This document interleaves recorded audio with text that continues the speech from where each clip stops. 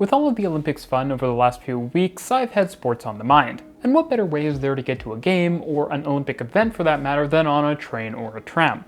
Interestingly, in some cities, sports stadiums get a lot more than your run-of-the-mill station or stop. Instead, playing host to massive facilities that I'll call sports stations, meant to enable huge crowds to flow out of a stadium and into a station to be whisked away by mass transit, without the need for massive parking lots or structures and traffic misery, although those do sometimes still exist. I should say that this whole category of sports stations probably could be expanded to include event stations at places like race courses and convention centers, but that's probably a topic for a future video. So then let's look at 10 of the greatest sports stations on the planet and how they work.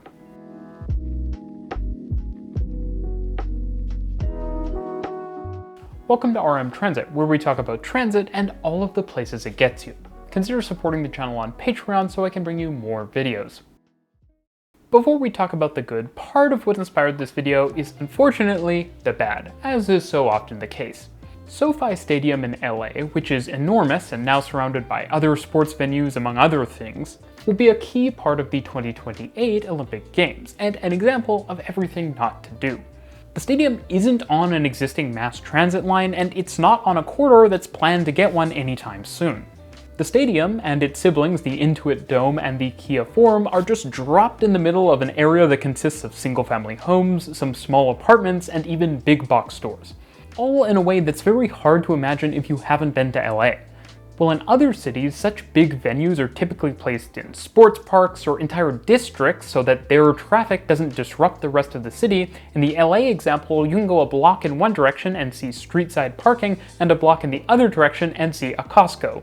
Now, since this situation is crazy, and because the seas of parking visible from space still aren't sufficient to serve these stadiums, a people mover system is planned, which will ironically probably be higher capacity than the rather low capacity light rail line it will connect to, while still being under capacity for the peak loads that you'll probably see coming out of such a massive stadium. Fortunately, many cities do better, much better, including frequently for the Olympics. While it's not the topic of this video, a lot of cities have placed major sports facilities at an existing major transit hub. For example, TD Garden and North Station in Boston, Union Station and Scotiabank Arena in Toronto, and Madison Square Garden and Penn Station in New York, which is a bit of a problem for reasons we'll talk about in a different video. This kind of approach tends to work well because these hubs already have massive surge capacity, and they're typically not using it when sports events are going on. But this type of approach tends to get a lot harder with larger stadiums that have many times the footprint of these smaller arenas, and thus often have to be located far away from central areas.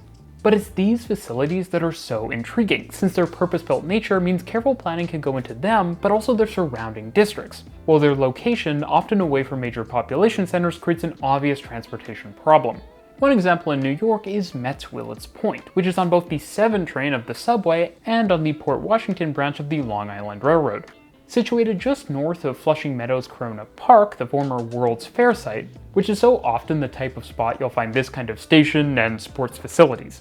The complex is quite naturally right between Citi Field, home of the New York Mets baseball team, and the site of the US Open tennis tournament. Both of the stations are connected together by a massive overhead pedestrian bridge, which allows passengers to easily get from the trains to the sports, all without crossing a single road. And there's even an extra platform on the Long Island Railroad side to handle all of those extra passengers and traffic, something that you'll often see at a lot of sports arena adjacent stations, from Stadium Chinatown in Vancouver to Sydney Olympic Park's new metro station in Sydney.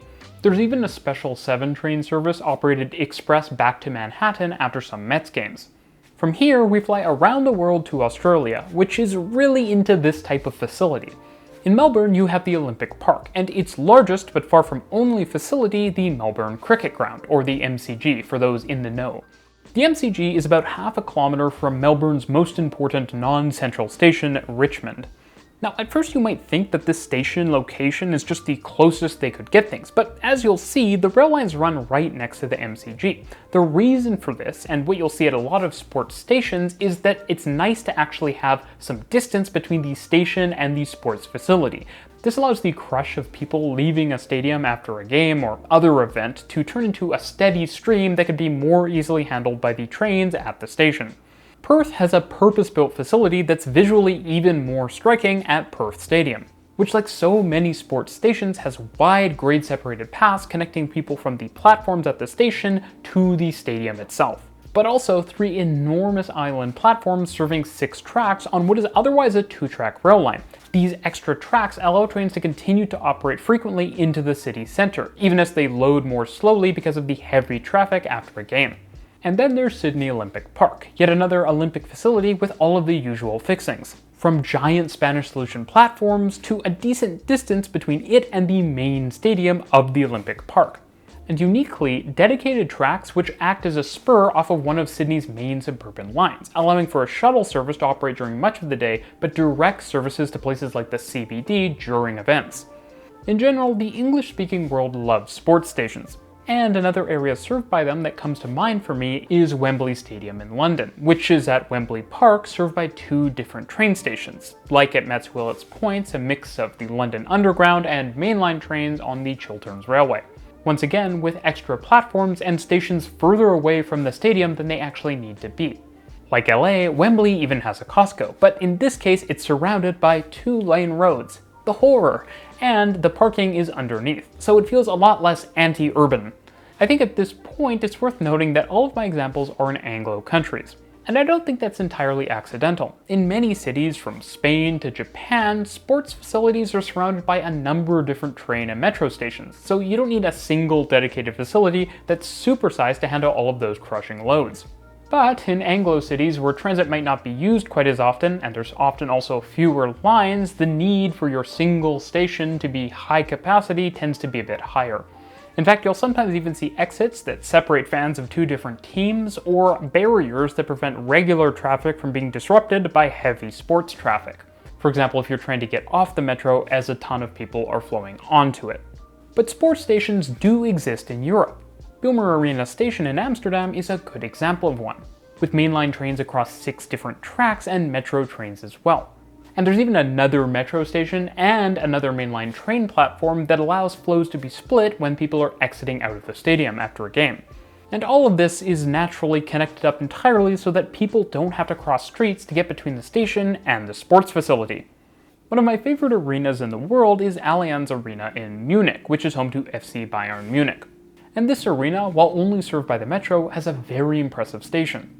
It also plays host to a train depot, which you'll see at a few of the stadiums I talk about in this video, and that makes a lot of sense. Not only can you queue up trains to launch into service when a sports game lets out, but it's also a good place to put a depot where a little sound isn't unusual.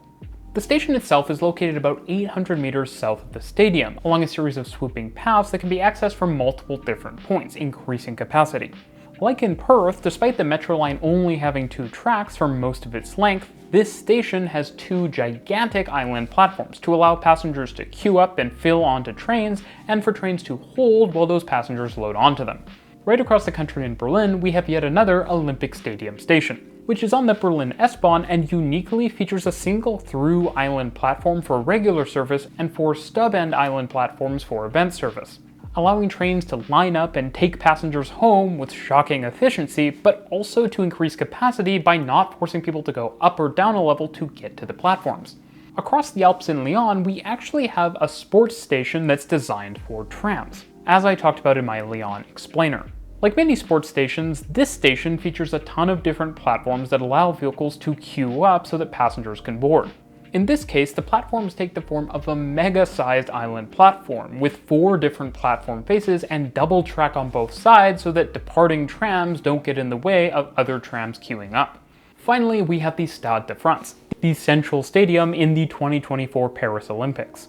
Now, in some ways, the Stade de France is like so many other arenas in Europe and Asia in that it's surrounded by different transit services, whether they be tram, metro, or train.